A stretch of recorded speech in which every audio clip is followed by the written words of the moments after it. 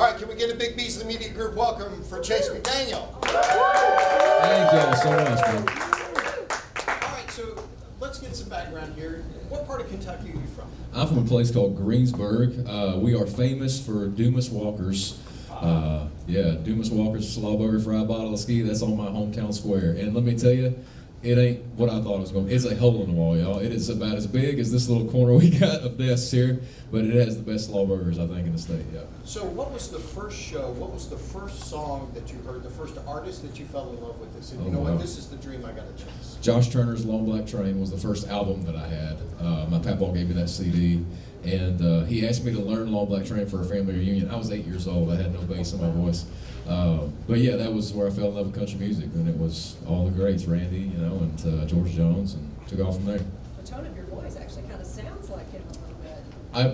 I've had to learn how to find a way, because I don't think that anybody naturally, well, other than Josh Turner and Randy, those are just the best voices of all time. But my papaw was a bass singer in a gospel quartet, and so I followed him around as a kid, and I just fell in love with that kind of music. That's awesome. Now, your road to Nashville wasn't necessarily the easiest. Tell us a little bit about that. How did you decide to take off on that journey, and what was involved? Yeah, well, I'm only 2 hours from Nashville, so I consider myself very blessed, that home is just a 2-hour drive. I'm the dinosaur exit if you ever find yourself in Nashville going up I-65. There's these huge plastic dinosaurs. I think we're the only ones north of Florida that has something like that. And then you take that exit, I'm 45 minutes in the middle of nowhere. But country music was always my dream. I'd go to my room, put my headphones on, I'd listen to those CDs, and I just burned them up until the words were gone off the top of the CDs. And so, it was, I think it was just kind of something that I had to figure out myself and go chase. Well, I mean, once you get to Nashville, COVID hits. Yep. And of course, that just made everything so convenient for everyone. But once that happens, I know that it really, really got tough for you. In fact, depending on the research piece you see, you either had $2, $7, or $12 in your bank account. They keep changing the numbers, don't they? I think that's typos, or somebody sees one and they change it. Whatever the marketing person that's writing the story that day. But yeah, I think it was actually probably $11 and 81 cents or something like that. You know what I mean? Wikipedia, get that right. There we go. So once you take a job bussing tables, you pick up every shift you can, and it's sort of a new path in Nashville in that, it's not the old traditional get signed to the record label, do that thing. Yeah. You can afford to cut one song and put it on social media. You pour all your heart and soul into what song? It was called Relapse, and I knew that if I was going to put out one song, it had to be different enough to get people to listen to it. And so I did this song where I started talking in the beginning of it and then brought in some drums and stuff and kind of this rock country hybrid song. And my bar manager, the guy who was running the bar, he would tease me and play that song over the speakers, during my shifts every now and again.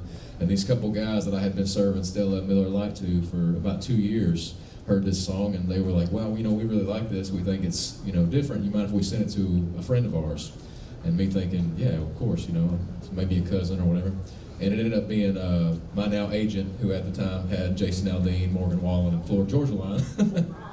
And he called me the very next day and said, I want to work with you. And then 6 months later, I found myself in a record deal. So what did that feel like? It was all a whirlwind, So, I was writing these songs, and I had family members saying, you need to post this on Facebook.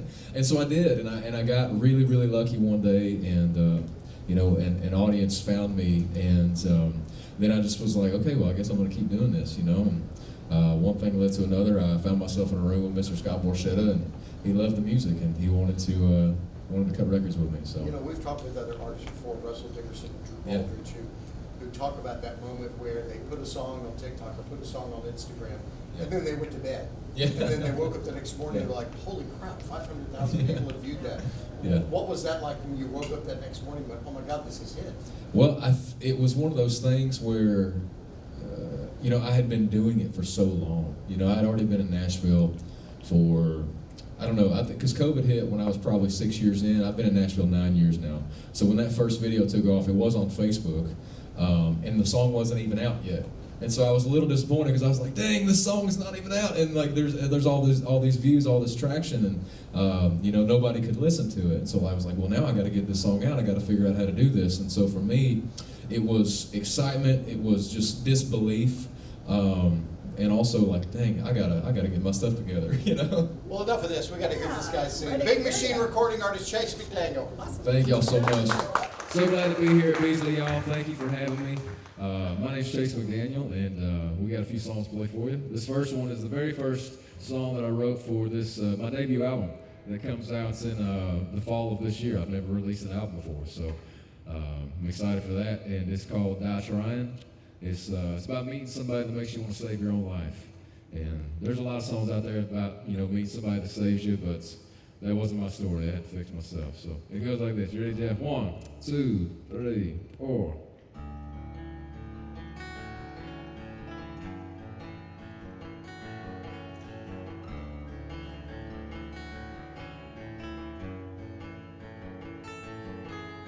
I always kind of thought that I'd be meeting God with the 27 Club kind of story.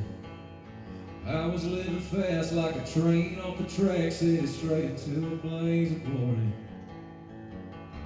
The second that I met you, everything changed. You made me want to slow down time. You woke me up and pulled me from a dark place. You made me want to save my life. Well, I just want to live forever, so I never have to tell you goodbye. A couple million years together, spend them all getting lost in your eyes. You and me for eternity. If there's a way, then baby, I'll find it. I'm gonna love you till the end of time, yeah. Or I'm gonna die trying. And if we're still down here in 80-some years, I'll be praying for 80-some more. Baby, I swear, if you beat me up there, I'll be knocking down heaven's door.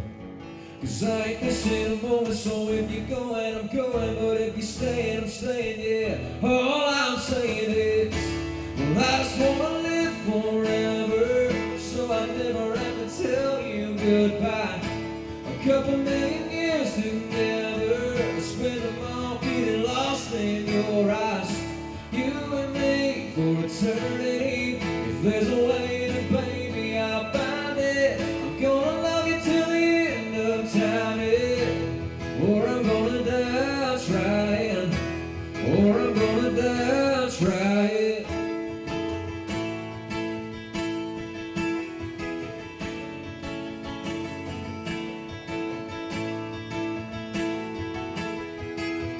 Yeah. The second that I met you, everything changed. You made me want to slow down time. You woke me up and pulled me from a dark place. You made me want to save my life. Well, I just want to live forever, so I never have to tell you goodbye. A couple million years together, spend them all getting lost in your eyes. You and me for eternity. If there's a way, then baby, I'll find it. I'm gonna love you till the end of time, yeah. Or I'm gonna die trying. Or I'm gonna die trying. Swear I'm gonna die trying.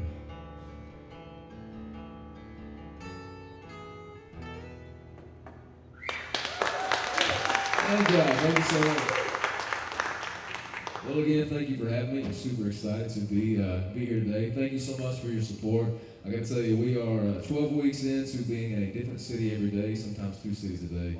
And I wanted to do this so bad. I've been dreaming of this for so long. I grew up in a small town called Greensburg, Kentucky, where it was kind of an impossible dream to think you could do something like this, and especially for me. My grandparents raised me. They took me in when I was 10 or 11 years old, and that was because my daddy was a drug addict growing up. And my mom and papa, they took me in. They gave me everything that a kid should have. Unconditional love, taught me to go chase my dreams, put a roof over my head, food on the table, and they were my second chance, and I just want to be theirs too. I took off to Nashville with a crazy dream, and a lot of my life I have been battling, the shadows of my past, the dark side of my mind, and I've struggled with my mental health. And the lowest points of my life were really hard times. And the lowest of the lowest, I found myself standing on the side of the bridge at 3 in the morning in Louisville, Kentucky, where a guy saw me, found me from about a quarter mile away, ran up to me, pulled me back over that bridge, told me I was important and I had to keep fighting. And so I've made it my mission in country music to write songs, to try to put into words into these songs, the same things that he told me that made me want to stick around and keep fighting. And I just want to remind you that no matter what you're going through right now, no matter how hard your worst day, your worst night's been, you're here alive and breathing right now. So whatever it was, you were strong enough to get through that. And you're strong enough to get through the next thing. You made it this far. I'm out to find the lost ones. And that's the title of this next record. And it's the title of this song. It goes like this. 1, 2, 3, 4.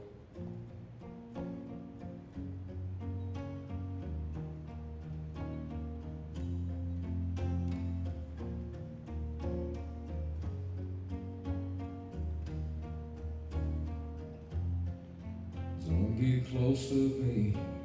The thoughts in my head ain't what they're supposed to be. The devil on my shoulders got a hold on me. This stuff's holding me. Even the sun just feels cold to me. Just when I think that this world ain't my home, I realize I'm not the only one. They come out of nowhere from all around, from big city streets to them county road towns, broken and hopeless, hoping to be found, hurting so loud but they don't make a sound, all showing up with their broken wings and praying their misery meets company. Lord knows I've been lost as I can be. I guess that's why the lost ones, they always find me. So you feel worthless, so you've been hurting.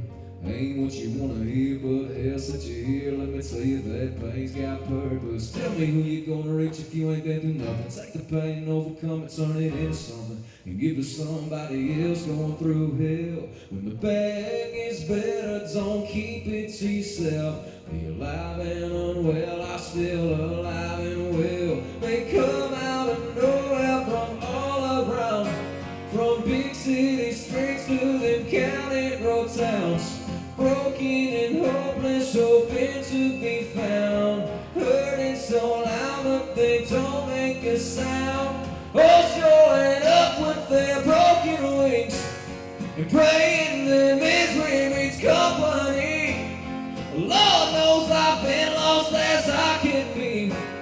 I guess that's why the lost ones, they always find me.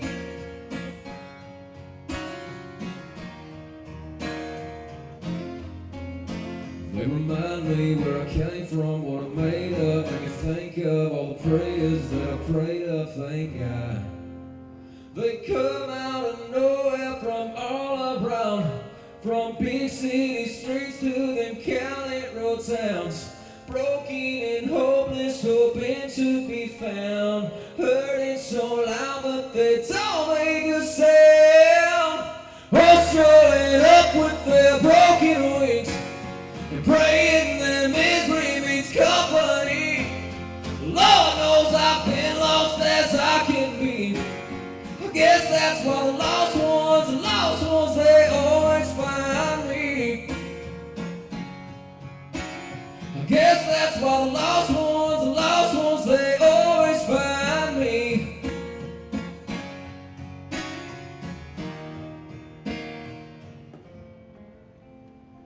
And one of the lost ones is me.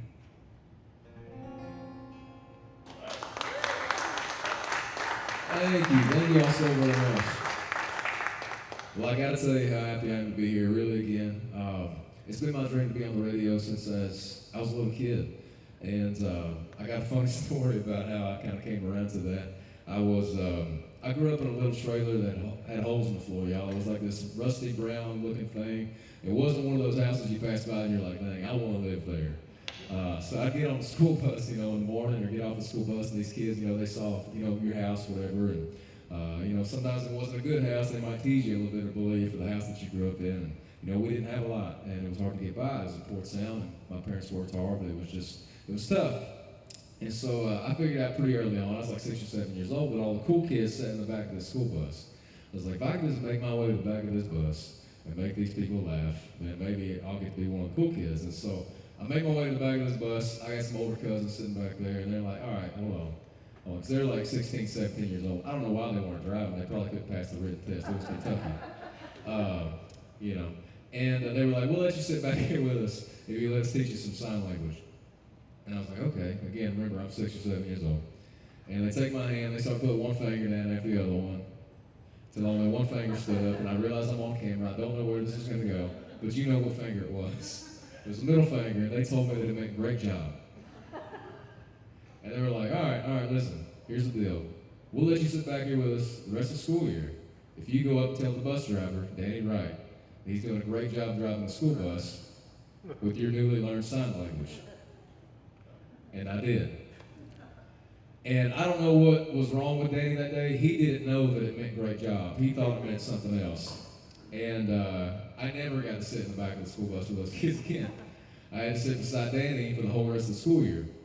And he had built this little radio. He had the top left corner of the school bus. And it was just me and him for about an hour and a half on the way to school and on the way back every day. And Danny loved old school country music. And so that was where I first heard Don't Take the Girls, where I first heard Don't Close Your Eyes, where I first heard some of my favorite songs that are classics. And, a lot of people grow up and they go through a lot of hard times. And there's nobody in this world that's not going through something right now. And so, like I told you, growing up, we had some hard times. And the particularly unique situation that I found myself in is, like I said, I was raised by my grandparents, my mama and my papa, they're my mom and dad. And they had lost 2 sons. One was my daddy to a drug overdose, and then one was my Uncle Ricky in a tragic car accident. And so I was growing up in a house that had just been bombarded by grief and loss. And so it was quiet a lot of times. And I would find myself disappearing, escaping, and listening to music. And music is what saved my life on more than one occasion. And then when I started driving, I would always turn on country radio. And of the times in my life that a song has saved my life, because I've struggled with my mental health, it was always on the radio. And I say that because we live in a time where we've kind of been robbed of something human, where you can just go to your phone and get on any kind of app and select whatever song you want to listen to. That's all well and good, but on the worst day of your life, when the right song comes on the radio at the right time, it feels divine. It feels like God or the universe was trying to tell you something. And a couple of those times, it reached me, and it found me pulling over the side of the road with tears in my eyes, with strength to make it another day. And it has been my dream for decades to be that song for somebody else. This is my first shot at that. Thank you all so much for supporting me and supporting the single Burn Down Heaven. It means the absolute, I can never tell you how much it means to me and how hard it's been to get here. It's a lot further than the 2-hour journey it took just to get from Greensburg to Nashville. This song is about deep shame. And Burning Down Heaven was the best analogy I could come up with describing that shame for myself. And I hope it reaches somebody and helps them on the path of self-forgiveness. It goes like this. Ready, Jeff? 1, 2, 3, 4.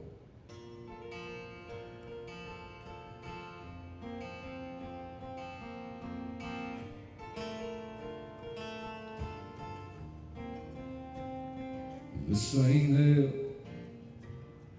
This close, it's all my fault. Yeah, I know I went too far. God, what have I done? Breaking the heart of an angel I love. Feels like I burned down heaven in that driveway. I learned my lesson, a few tears too late. Dropping words like matches, leaving her heart in ashes. I can't take it back, no matter what I say. Feels like I burned out.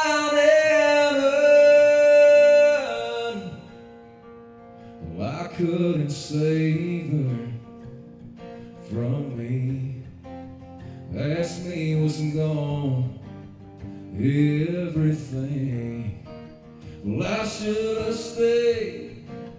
Why did I run? Leaving the only thing that I really want. Feels like I burned down heaven in that driveway. I learned my lesson a few tears too late. Dropping words like matches, leaving her heart in ashes. I can't take it back no matter what I say. Feels like I burned down heaven, it went up in smoke. Well, I burned down heaven when I let her go. I burned down heaven.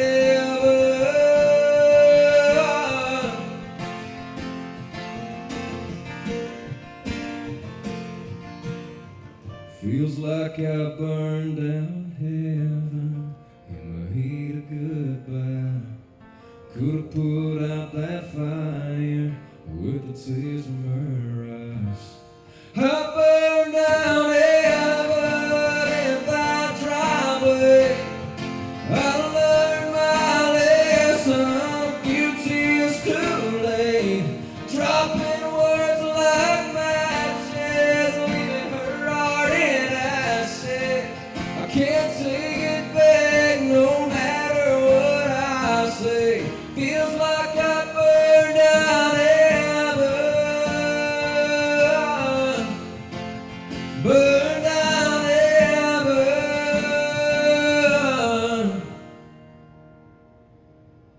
Feels like I burned down heaven.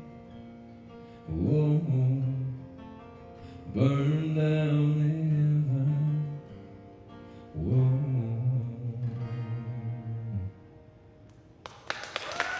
Thank you all again so much for having me, and thank you so much for your support for that song.